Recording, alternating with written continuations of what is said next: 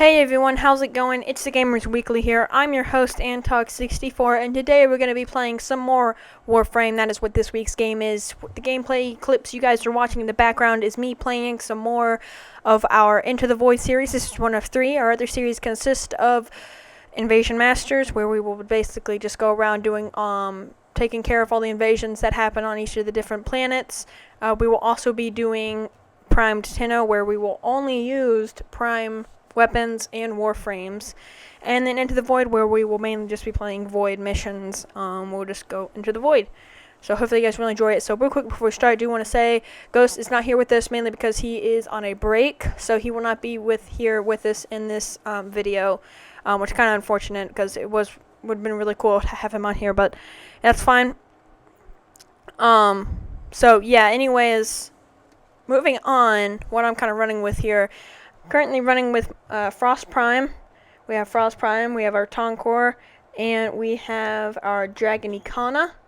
Those are the weapons that I'm running with. My companion is Shade, and I'm running with Energy Siphon as my aura. So with Frost, he's more of a support player. He has the snow globe, which is really cool. It's basically like a bubble that surrounds you and whoever else is in it. It'll slow down enemies who enter it. You can fire out, but they can't fire in on you. It has obviously health, and it's just all around a really good ability. You also have Avalanche, which is really cool, kind of his ultimate ability that you can use. And what that will allow you to do is it'll kind of freeze all the enemies around you, and it will just kill them. You also have Freeze, I think that's what it's called. Just shoots a snowball. And then you have Ice Wave, which basically just summons a giant ice wave and throws it at whoever is sitting in your way. You can also increase all of these. You can increase the size and the amount of hits the bubble or snow globe can take by going with strength mods and power range mods, like Stretch or Intensify, I think is the name of it. Just correct me if I'm wrong in the comments down below, but those are the mods that I would want to run with when I'm running with Frost Prime. And he's just all around a really good Warframe. He's not the easiest to get. He's actually been put up in the vault, I'm pretty sure. So if you do find a set on the player market, he will probably be extremely expensive. So get your wallets out because but he costs a lot of platinum, but which is understandable. He's a really good frame. He's up in the vault, so you can't get him anymore until they take him out. So yeah. Anyways, so what I would recommend, kind of when you're just first starting out with Warframe, is to get as many credits as possible. Do missions, go into the void. You need to do as much stuff as possible to increase the amount of credits you have. Credits are used for a lot of different things in this game. They can buy things like blueprints. They can do things like infuse your mods with other mods. Especially once you play into the void, you'll get a lot of fusion cores. So that's something that you definitely will need to have a large sum of. I myself, I kept spending my credits on things I didn't necessarily need at that moment in time. So I don't have too many credits right now. I'm just trying to farm for them and other Warframe and weapon parts in the void. So going into the void is really somewhat easy. It's one of many things that you can do in this game. There's a lot of stuff. You can do missions throughout different planets. You have, I don't even know how many planets. There's a lot of planets that you can go into that have lots of different diverse missions. You have interception missions, survival missions, you have exterminate missions, rescue missions. There's a lot of mission types that you have that vary depending on which planet you're on. And another cool thing about this game is that the atmosphere or the map you're playing on always seems to change. So it's never like the same planet you're on. There's always like a different spot of the planet that you're playing on. It's never the same spot, which I really like about this game, and which really makes this game just all the more merrier and really nice to play, really easy to play. The graphics on this are absolutely fantastic for a free game.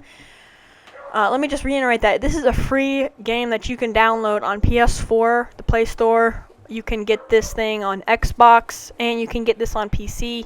There's just so many different platforms you can play it on, and it's just all around an amazing game. Definitely recommend trying this game out if you haven't already. I'm sure a lot of you guys have, but those who haven't, check it out. It's an amazing game.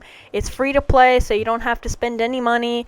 You can obviously, they have microtransactions which you can use to buy platinum, and platinum is a little bit different. You can actually earn platinum in game. So you don't even really have to spend money on the game. It's just all a matter of farming things, which is just absolutely amazing. And I really think this separates this game from a lot of the other games that actually require you to pay $60 just to get the disc. Not to mention, you get free DLCs on this game. So there's a lot of things going for it, and it's just all around an amazing game. A lot of people play this game, myself included, obviously. Now, I'm currently Mastery Rank 9. Which is pretty decent considering the amount of hours I've only put in this. I've only put about 170 some hours in this game, which I guess you could say is a pretty good amount. But I've seen a lot of people put in a lot of hours into this game, and they're like mastery ranks 12, 14, and getting mastery rank, especially in the higher ones, is very tough because the only way to get mastery rank XP is to acquire different weapons that you haven't leveled yet. So you can get new Warframes, you can get new weapons that you can farm, and every time you level them up, you get XP that goes towards getting your end goal of leveling up your mastery rank. And mastery rank has a lot to do with this game. It basically determines your level.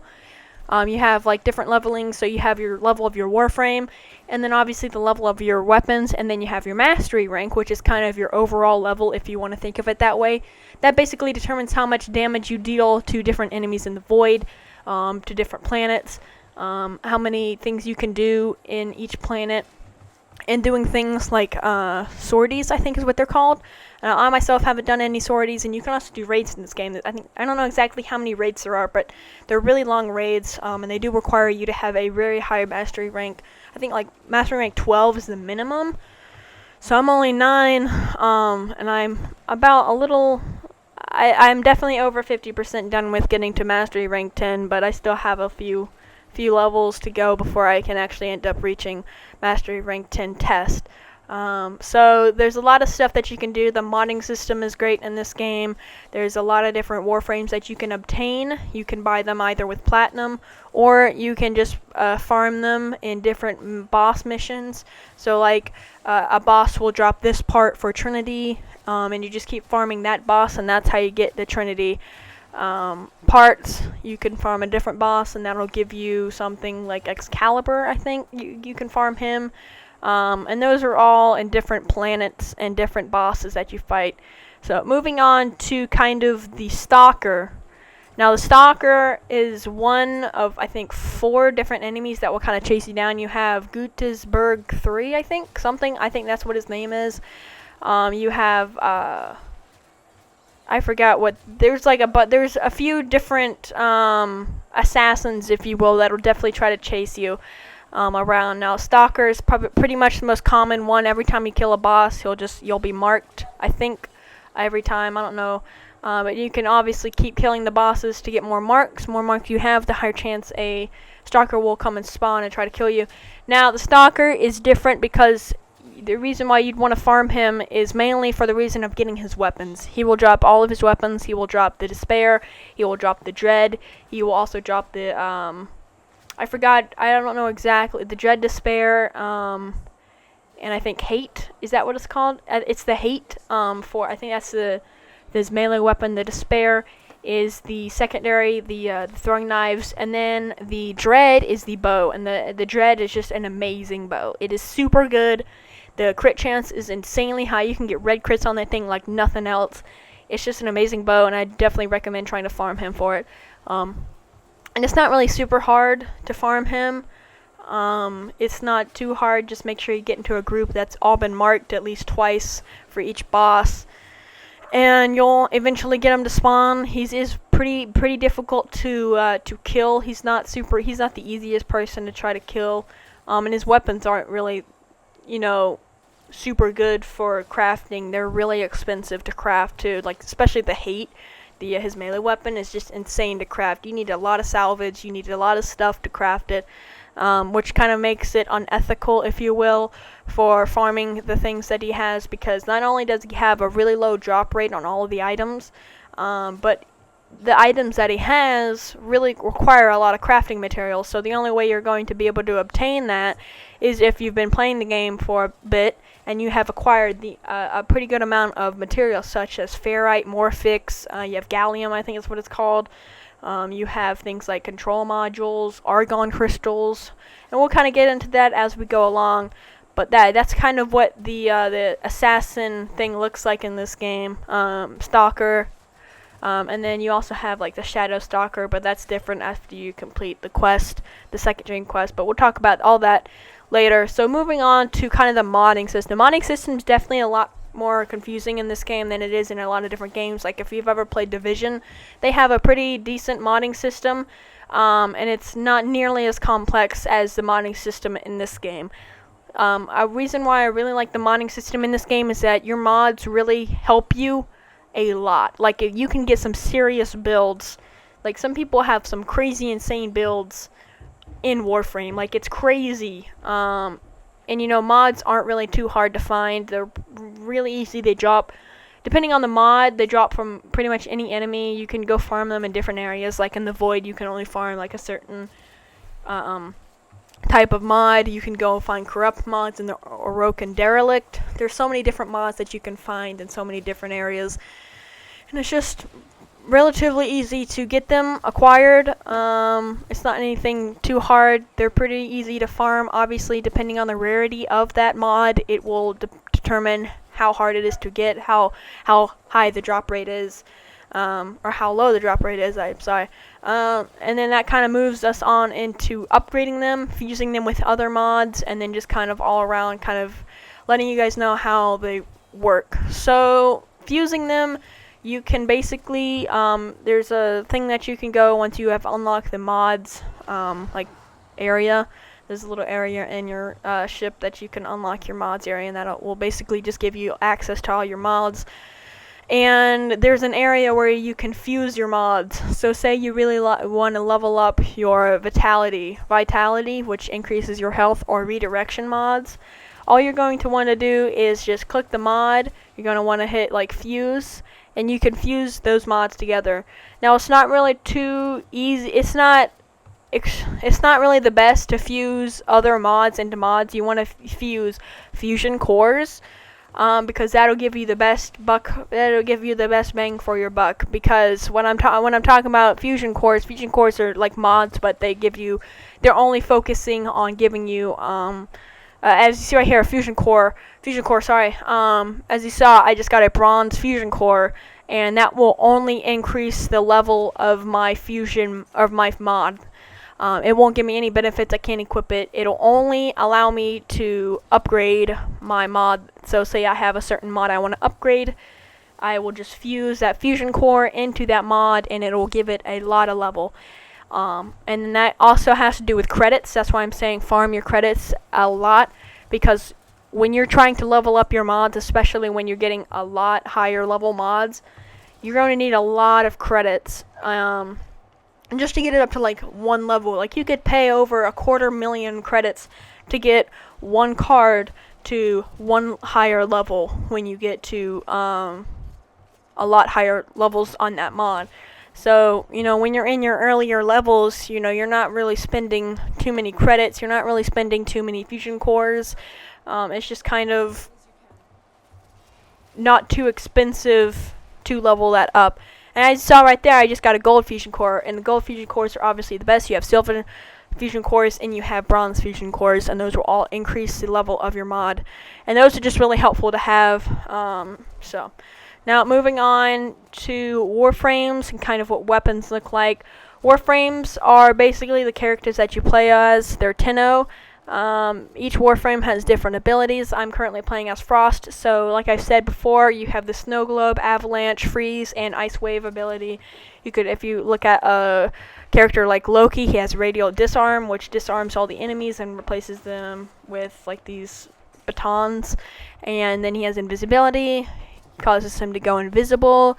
And then on top of that, he also has his Decoy and Switch Teleport. And those are all really easy to use, pretty easy to use abilities, and they really help out yourself as well as they can help out your teammates. So like, if a teammate gone down, you can throw something out like a radial disarm, put down a decoy, go invis, switch teleport with that decoy. That's right next to the person that you need to revive, and you can revive them. So there's a lot of different intricate things that you can do with different abilities, and that's what I really like about the Warframes. So weapons are pretty much the same thing. Now weapons, you can either buy them with platinum, or you can buy the blueprints, and with the blueprints you have to find crafting materials, and you need to have credits, and that's how you craft them. Now with prime parts, prime weapons are a little bit different. You have to find the blueprint. You have to find, depending on what type of, like if it's a Warframe, you have to find the chassis, you have to find the helmet, and you have to find the systems. And then on top of that, you have to find the blueprint. Those are all findable in the Orkin Derelict for certain Warframes, and then you can farm them in the Void for pretty much all the other Warframes and primed weapons. And those also require and each part requires their different amount of materials to craft. You need a lot of Argon crystals, a lot of credits to craft these. It takes a bit of time, depending on the Warframe. So it just really varies on what type of Warframe you have, what it's primed for, and that there's a lot of different things, a lot of different factors that can change whether the time that it takes for that, how many materials you need, and stuff like that. Now, as you saw, I just kind of marked an Oberon chassis. Oberon is one of the Warframes that you can actually find throughout the world in here. The worlds.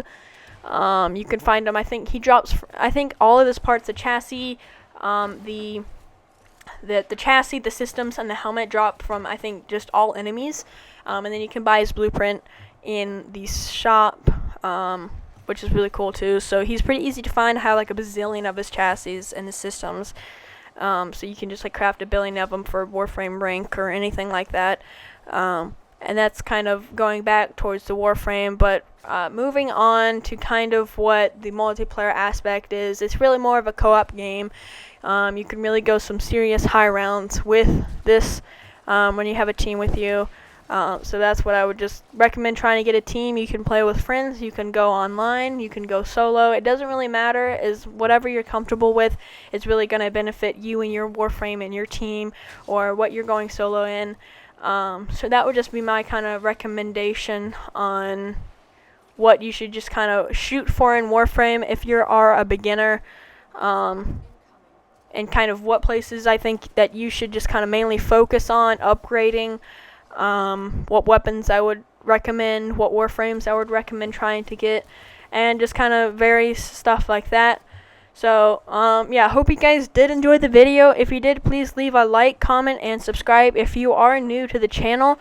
We are a relatively new channel, not too high in the social standing, if you want to say something like that, but yeah, we're relatively new, so I really do hope that you guys did enjoy the video. Now let's kind of go over. We survived about 22 minutes. Could have gone a little bit longer, but I decided not to.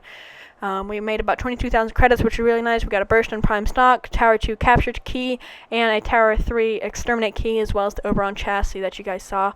Got a pretty hefty amount of mods, which will all be able to use. We got some ferrite, control modules, rubido, and nav coordinates. So yeah, thank you guys so much for watching. This has been the Gamers Weekly, and I will see you guys on the flip side. Peace.